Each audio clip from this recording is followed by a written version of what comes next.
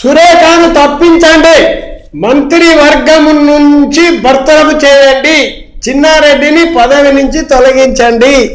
ఇదంతా రేవంత్ రెడ్డి చెంచగిరి గ్యాంగు. సురేఖను తప్పిస్తే జనగరి జనారే, కాంగ్రెస్ పార్టీ గోయిందా. 2028లో నేను ముఖ్యమంత్రి అవుతాను, పాటాపాటి తెలంగాణ రాష్ట్ర కమాండర్ను కామ్రేడ్ మచ్చల వెంకటరెడ్డిని. కాంగ్రెస్ కు మూడింది, ముసలం మొదలైంది. జనగరి జనారే, జనకు జనారే.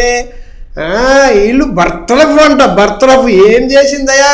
కూతురు చేసిన తప్పుకు తల్లిని బర్తరఫ్ చేసేంత దమ్ము ధైర్యము రేవంత్ రెడ్డికి, రాహుల్ గాంధీకి, మీనాక్షి నటరాజన్కు, మహేష్ గౌడ్కు ఉందా? లేదు. సొల్లు డైలాగులు చెప్పకండి మల్లు రవి. నీ బిల్డప్ అంతా తుమ్ముతో ఊడిపోయే ముక్కు.